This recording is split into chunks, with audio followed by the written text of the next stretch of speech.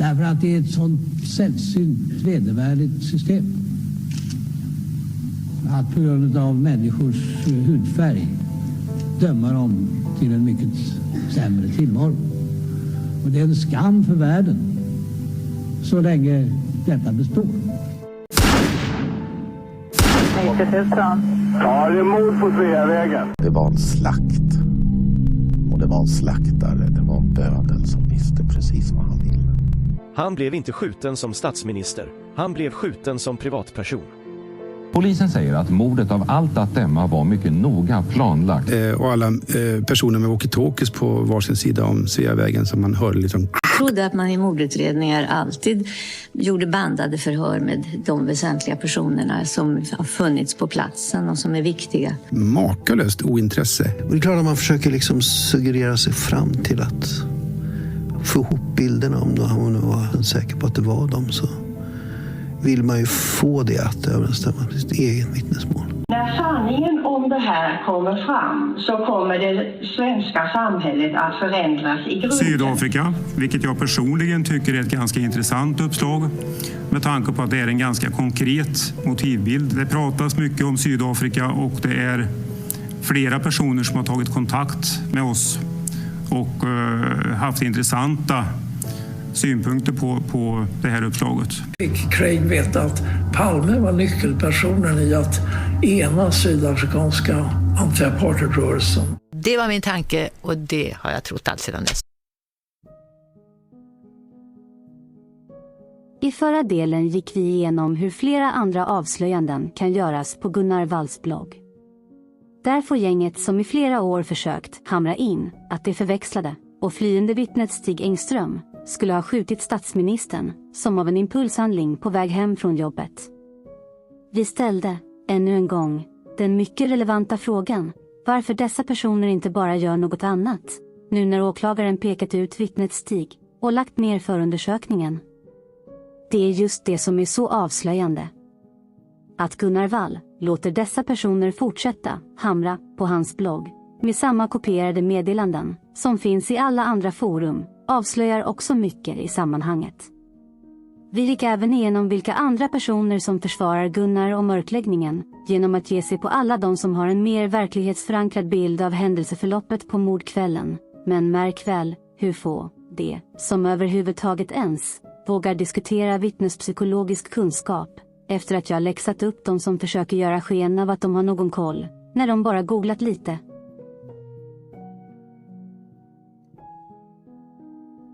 I denna del kommer vi att avsluta de olika delarna, för den här gången, genom att verkligen analysera vad reaktionerna kan ställa till med i den mörkläggande Palmemordsfären.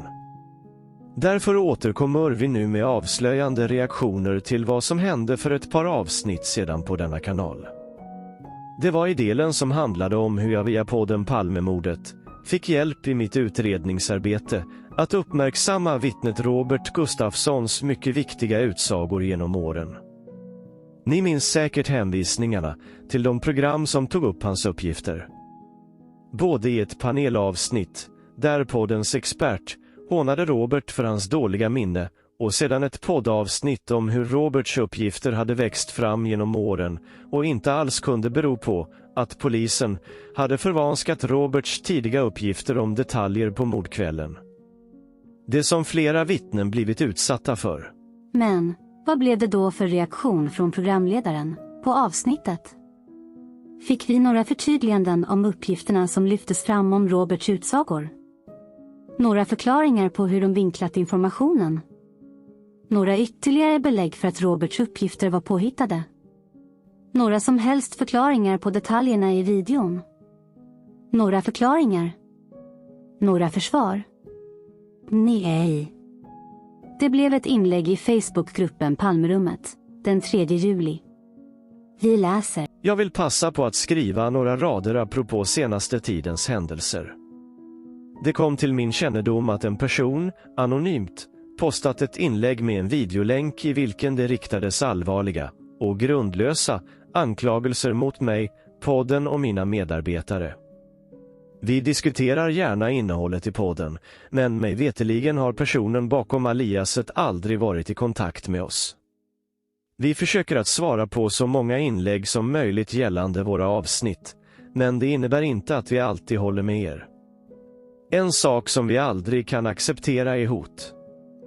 Personen bakom det anonyma inlägget, som nu är borttaget, Tackadmin, är sedan tidigare polisanmäld av mig för olaga hot alternativt ofredande med anledning av ett yttrande i en tidigare video.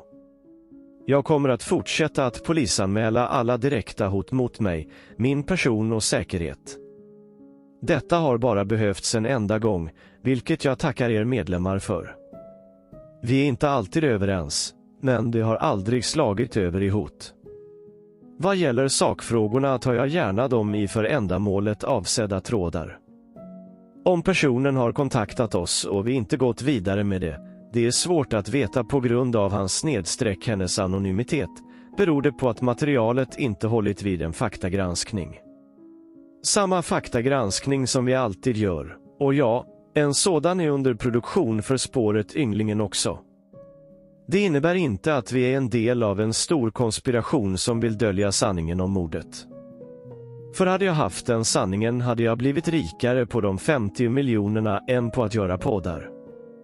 Det här är alltså det som programledaren lyfter fram efter att sakligt gått igenom hur programledaren och kollegor har smutskastat och misskrediterat vittnet Robert Gustafssons uppgifter från mordkvällen. Det finns alltså inte en enda kommentar om det sakliga innehållet i videon. Programledaren hänvisar till att det är ogrundade uppgifter, vilket det inte alls är, eftersom allt citeras från deras egna poddavsnitt. Istället lyfts fokus till något helt annat, nämligen att det skulle handla om anonyma hot. Hoppas ni börjar förstå hur mönstret i mörkläggningen fungerar. Lyft fokus till något helt annat, när någon kommer med sakliga belägg. Eventuellt har programledaren gått en kurs hos Thomas G. och hans mediaträning om journalisten kommer, eller så är det kanske tvärtom. Att jag varit i kontakt med podden ända sedan 2021 finns det bevis för. Att jag är samma person är det ingen tvekan om, eftersom det bara är jag som lyft fram helt unika avslöjanden under hela denna tid. Det är bara jag som har sagt att vittnet Stig flyr från gärningsmannen upp på åsen och sedan stoppar poliskommissarie Gösta Söderström på Kungsgatan innan han återvänder till mordplatsen och sedan arbetet. Programledaren spelar alltså bara dum och är väl medveten om alla de diskussioner som vi haft under åren där jag tydliggjort mönstret och agerandet många gånger. Speciellt i Facebookgruppen Palmerummet innan jag blev utslängd därifrån. Så det som kvarstår då, i programledarens viktiga inlägg, är det hotet som programledaren drar upp och som skulle vara polisanmält. Baserat på kommentarerna till inlägget kan man redan få en fingervisning om att det är otydligt med vad som avses överhuvudtaget. Men efter ett tag svarar programledaren att det handlar om något som sades om programledaren i februari. Det är alltså något som hände för över 4 månader sedan. Vad har det överhuvudtaget med inlägget om vittnet Robert Gustafssons uthängande att göra? Förstår ni inte hur genomskinligt det är när fokus flyttas till något helt annat som inte ens är aktuellt eller ens relevant? Avslöjar inte det istället att programledaren har full koll på att det är samma person som gjort dessa videos och att det bara handlar om att angripa personen istället för att svara på den sakliga kritiken? Känns inte mönstret igen nu efter de senaste videorna på denna kanal? Men det gav ändå effekt. Precis som programledaren skriver i inlägget så togs inlägget som jag fick hjälp med att posta i Palmerummet bort. Det verkar alltså som att någon tar programledarens snack om hot på allvar.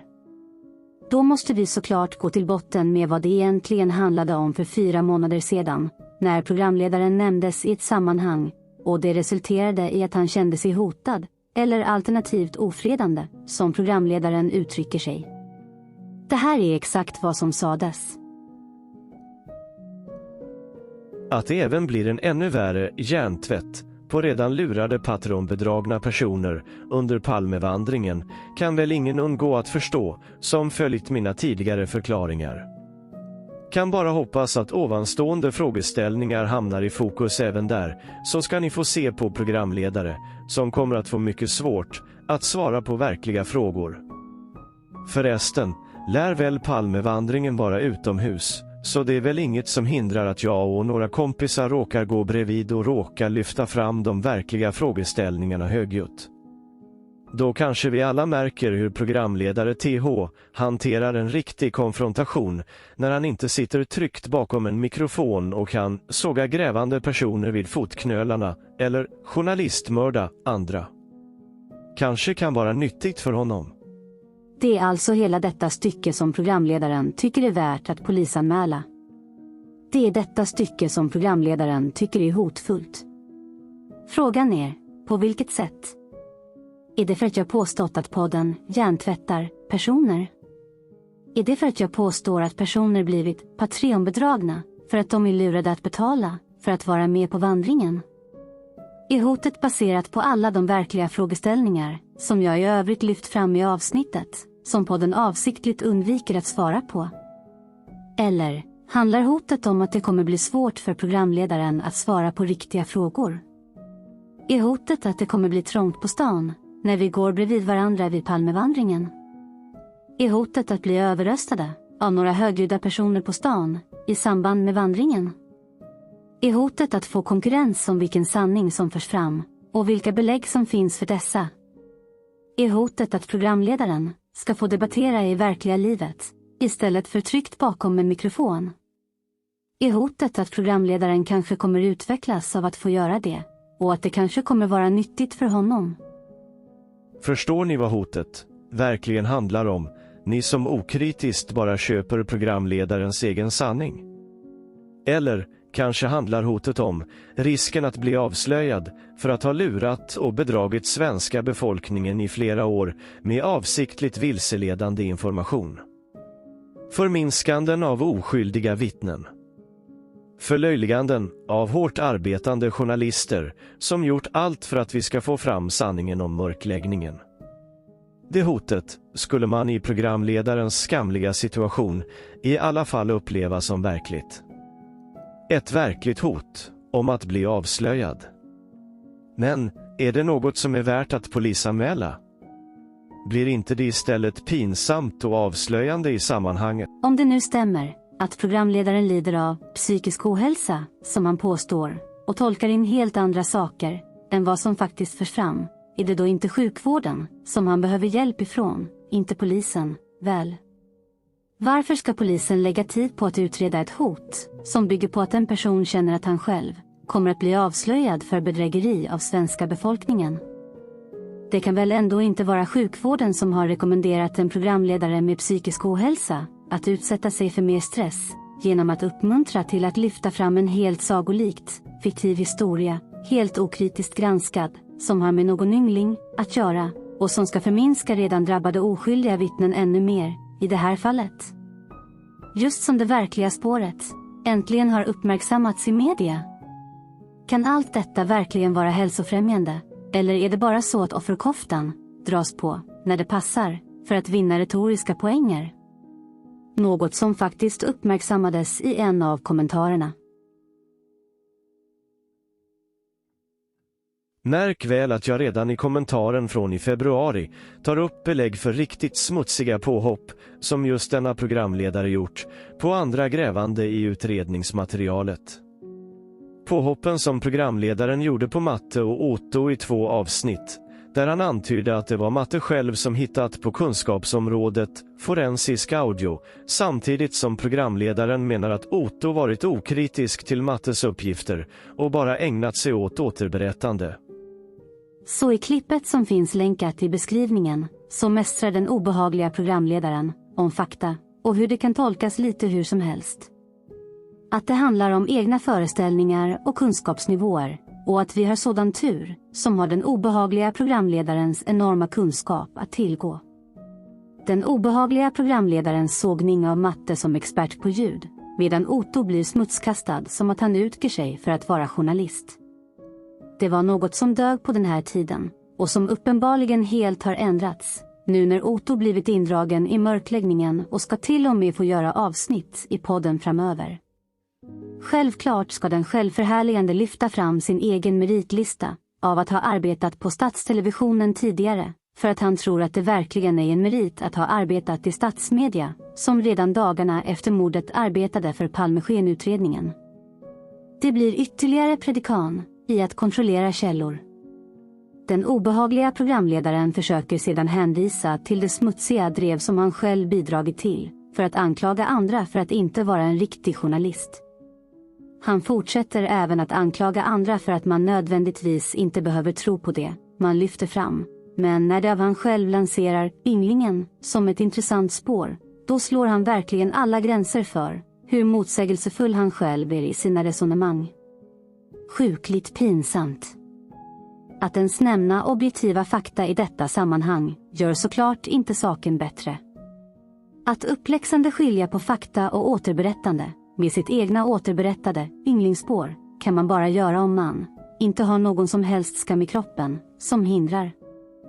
Det komiska i hela denna uthängning av Otto är att programledaren gör precis samma sak med ynglingen.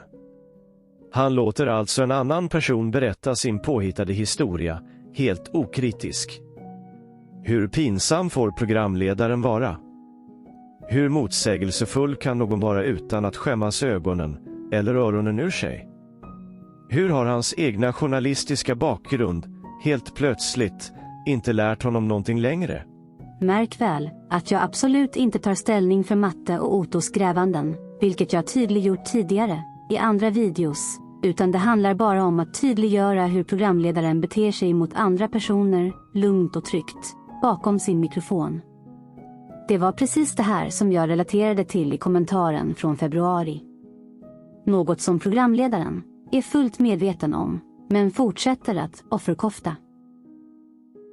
Så, det här handlar bara om att flytta fokus från de egentliga frågeställningarna som fanns i avsnittet som föranledde kritiken.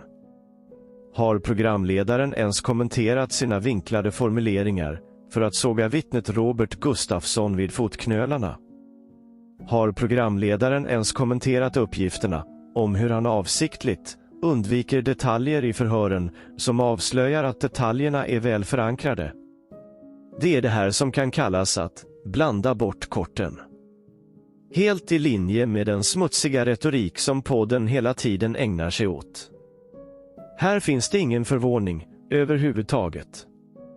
Svaret och reaktionen av programledaren är helt i linje med tidigare hantering och som vanligt helt ogrundad i fakta. Men det är även i övriga reaktioner som andra saker blir uppenbara och som faktiskt föder många fler frågor att fundera över. Det är nämligen i reaktionerna från andra som det träder fram ett mönster. Tittar man på vilka som kommenterat programledarens inlägg, så blir det mycket intressant att försöka förstå hur andra tänker. För det första är det i alla fall någon som lyfter fram det uppenbara i att programledaren bara tar på sig en offerkofta när det väl passar. Det ledde i alla fall till att försöka förstå vad programledaren faktiskt syftade på i sammanhanget. Men alla övriga som kommenterade och som gillade inlägget har inte ens kontrollerat vad det så kallade hotet verkligen handlade om. De bara utgår från att det programledaren för fram stämmer. Hur sjuk har inte Palmemordskretsen blivit då? Förstår ni inte hur ni blivit lurade genom åren, om det så här lätt bara går att påstå saker? Vad finns den kritiska hållningen hos gemene man? Det är på gränsen till lika tragiskt som hela mörkläggningen av mordet. Studerar man listan över de som gillar, det är nämligen nästan 100 stycken. Alltså ett av de mest gillade inläggen i gruppen på länge. Bland dessa finns nämligen de båda administratörerna i Facebookgruppen Palmerummet. Vilket innebär att den som hjälper mig att lyfta fram att det kommit en ny video på kanalen får sitt inlägg raderat. Alltså bara ett inlägg om att det finns en ny video ute på min kanal. Förstår ni hur långt allt gått då? Det finns alltså ingen substans i de hot som programledaren lyfter fram, ändå väljer administratörerna att radera inlägg på grund av det. Kan även lägga till att en administratör i gruppen tidigare gav beröm för att ha utvecklat diskussionerna i gruppen, som på den tiden när jag började bara handlade om Stig Engströms varande eller icke-varande som gärningsman. Med tiden slutade administratören att godkänna inlägg regelbundet. Sedan svarade de inte ens längre när jag fick mina gamla inlägg raderade i Facebookgruppen. Tills de sedan raderade mitt konto utan att ens förklara varför. Inte ens när jag senare kontaktat administratörer vill de förklara varför. Att dessa personer nu inte ens godkänner inlägg i gruppen som har med mina videos att göra, trots flera försök, avslöjar såklart också på vilken sida administratörerna i gruppen befinner sig på. Förstår ni nu varför det är så låg nivå på inläggen och kommentarerna i gruppen? Den är censurerad av mörkläggare. Börjar ni se mönstret över hur alla forum, för att vädra frågor om Palmemordet, lockar till sig alla intresserade, för att helt motarbeta, censurera och mörklägga allt som har med det verkliga händelseförloppet att göra? För mig är inte det här någon nyhet och avslöjar något som jag redan vet. Men jag hoppas alla andra äntligen kan se mönstret och i alla fall försöka ta till sig av informationen. Är det inte också väldigt avslöjande att podden nyligen har börjat vara aktiva igen i Facebookgruppen Palmerummet, där jag inte finns längre, för att tydliggöra deras mörkläggande upplägg? Uppenbart och genomskinligt. Bland de övriga som kommenterar och gillar inlägget finns det några som självklart alltid gör det. Vilken sida de står på är sedan länge känt, och de fanns på min blockeringslista när jag hade Facebook-konton med samma namn som denna kanal. Men det finns också flera personer som gillar programledarens inlägg om att polisanmäla hoten. Personer som jag har haft en personlig kontakt med i olika sammanhang. Personer som också helt okritiskt väljer att gilla programledarens tilltag, trots att det inte finns substans för det. Här blir jag ärligt chockad över vilken okritisk hållning dessa personer har. Jag är mycket nyfiken på att höra vilka motiveringar som ligger bakom. Det som jag bara kan utgå ifrån är slentrianmässiga gillanden av ren okunskap om vad de faktiskt är med och bidrar till. Det är både fascinerande och skrämmande hur mörkläggningsretoriken duperar de allra flesta som är engagerade i olika forum. För att verkligen slippa hänga ut någon specifikt har jag i alla fall fått skärmdumpar på de som gillat programledarens inlägg, så får alla andra bedöma hur naiva och okritiska dessa personer är.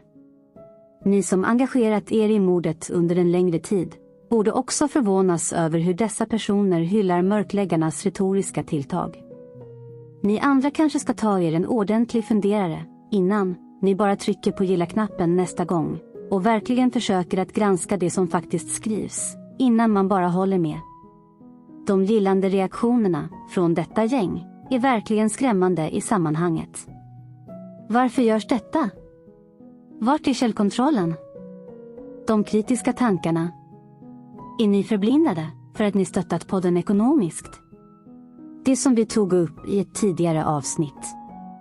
Eller för att ni träffat personerna och de verkar vara så oskyldigt trevliga, på gränsen till nördiga.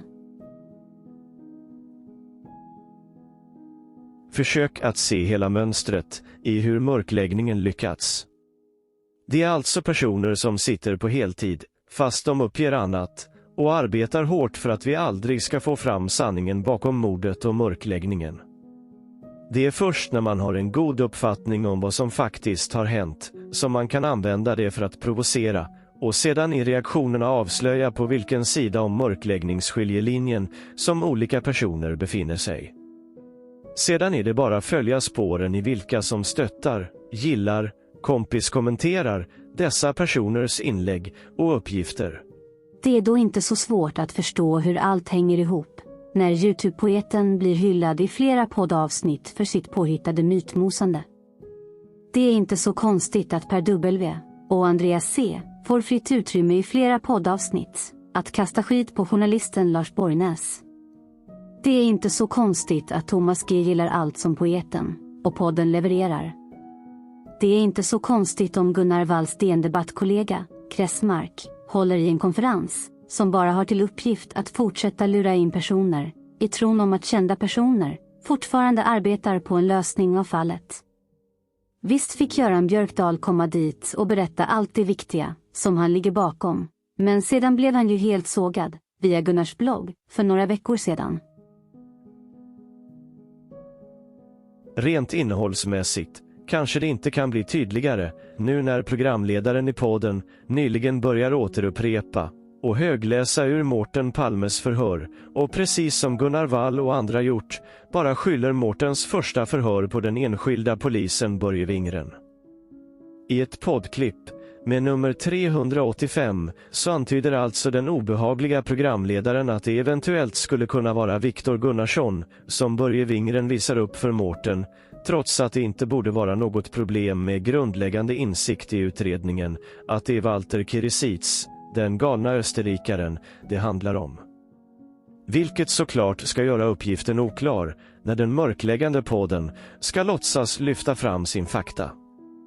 Vidare lyfts det smutsigt fram att förhöret bara är på 2 sidor och som vanligt skall det spekuleras i att Mårten var chockad som orsak.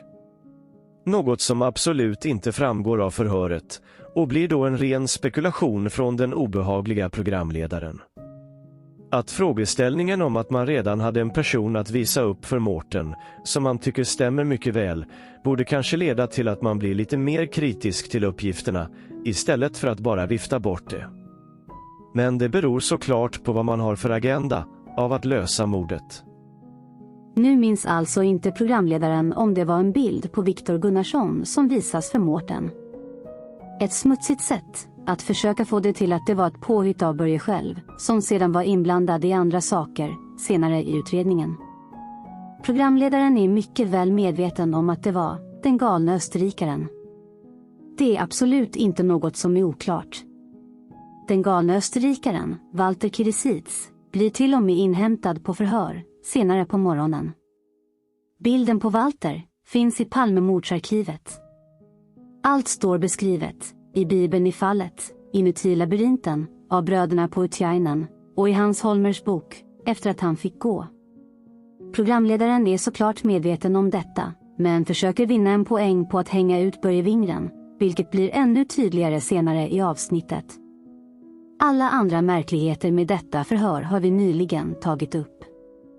Varför undviker programledaren att ens kommentera att Börje skulle ha hämtat Mårten hemma hos föräldrarna, men senare själv säger att han bara var på stationen? Lite längre fram i avsnittet högläses ett senare långt förhör upp och precis som tidigare kommer programledaren att lägga till en smutsig sak i slutet direkt efter högläsningen. Vi lyssnar. I klippet lyfter såklart den obehagliga programledaren vidare fram uppgifter som Mårten har lämnat om personerna utanför biografen. Självklart ska just Enström blandas in i diskussionen, trots att Mårten precis har nämnt svartmuskig, vilket gör att inte ens antydan blir rimlig överhuvudtaget. Smutsigt. Märk väl att nu ska Stig Engström blandas in i diskussionen igen.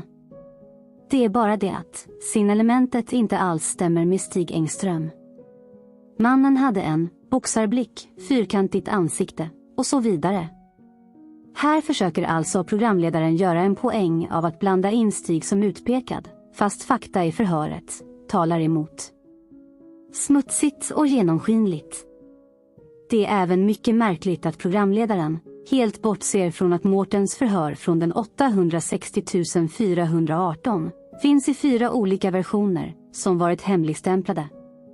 Som har olika formuleringar när det gäller signalementsuppgifterna. Det är mycket intressant hur dessa förhör kan skilja sig i olika utskrifter. Det är väl inte så att de har förhört Mårten 4 gånger? I så fall är Mårten imponerande duktig på att berätta samma sak, men det stämmer dåligt med alla andra uppgifter han lämnar, som utan tvekan är några av de minst tillförlitliga i hela utredningen. Varför finns det då olika utskrifter av samma förhör?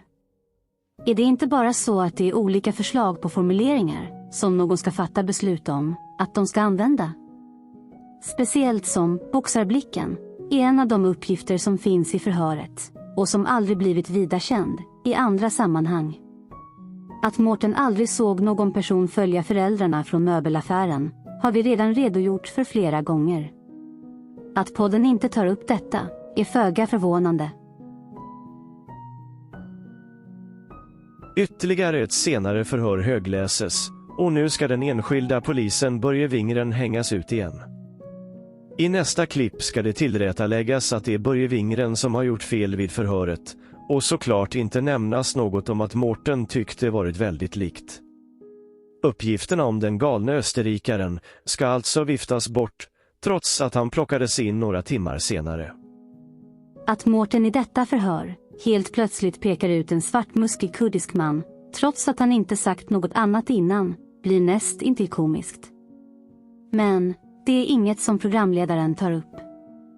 Han lyfter bara fram att det var den enskilda polisen Börje Wingren som gjorde fel i det första förhöret.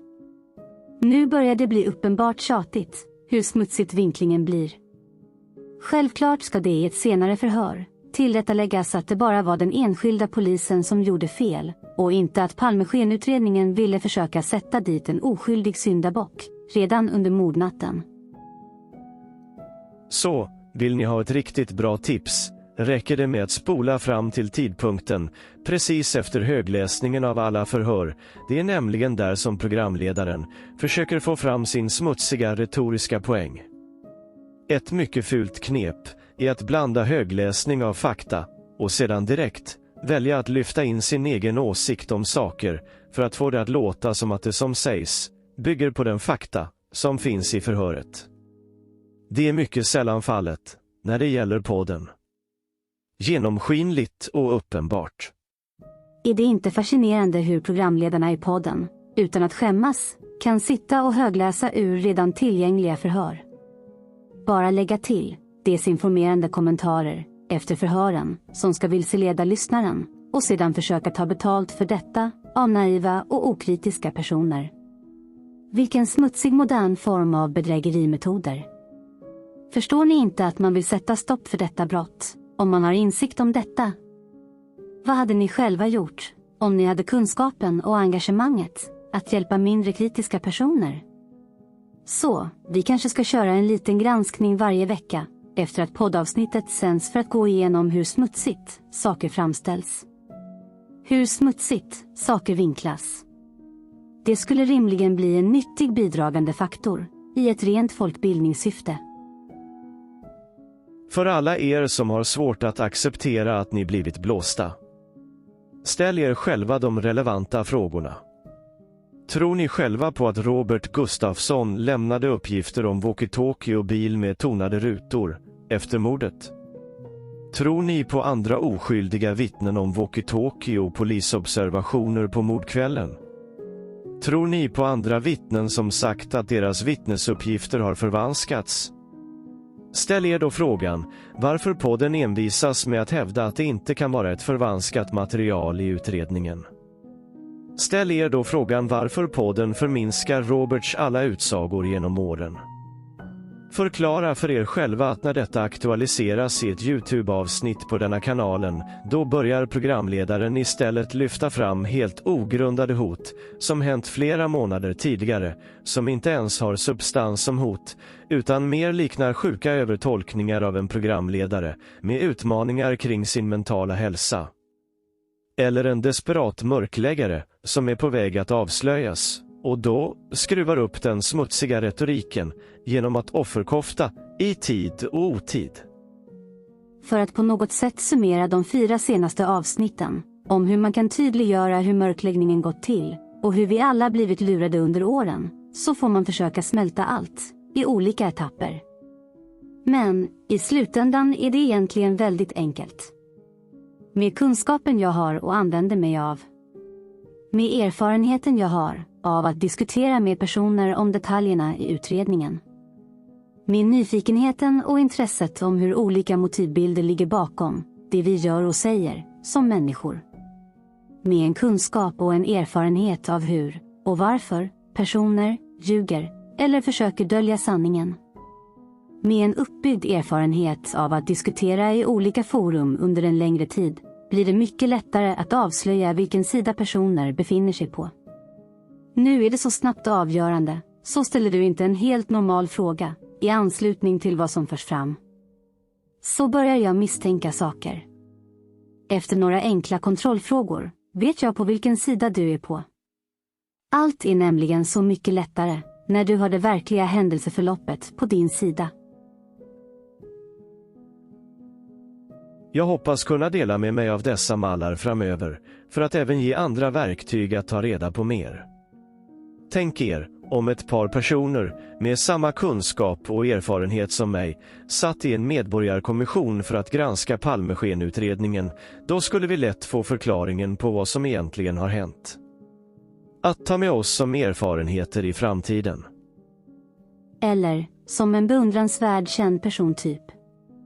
Sagt, förvisso i ett helt annat sammanhang. Det här är kanske den enda extremsporten jag håller på med kunskapen och erfarenheten jag har. Jag kan inte så mycket annat, men det här kan jag. Så, det spelar ingen roll om du har vunnit guldspadar tidigare. Spelar ingen roll om du är retoriskt duktig, innehar bristfälliga medmänskliga känslor, lider av någon uppblåst egotripp för att få vara delaktig i något stort hemligt, troligen sålt din själ för att bedra folk i ett land och en värld. Spelar ingen roll om du klumpar ihop dig med dina polare och rygdunkar varandra. Det spelar roll på vilket sätt du försöker mörklägga sanningen. Jag förstår vad du håller på med. Jag förstår när du ljuger eller försöker dölja sanningen. Det är detta som folkbildningen kommer handla om framöver. Hoppas ni förstår hur uppenbart det blir att, i de forum som finns på nätet, som man tror är oberoende, faktiskt inte är det. Det är till för att begränsa intresset till att omfatta bara de som är intresserade och sedan hålla diskussionen begränsad så länge som det bara går. Bara för att den stora massan ska hinna glömma bort och gå vidare. Det som var planen i samband med presskonferensen, när svenska och sydafrikanska regeringarna hade kommit överens om att lägga locket på och fortsätta på det redan planerade och smutsiga spåret att peka ut en bridgespelande reklamgubbe från Täby som gärningsman. Precis det som podden programledarna redan i en intervju spekulerat kring.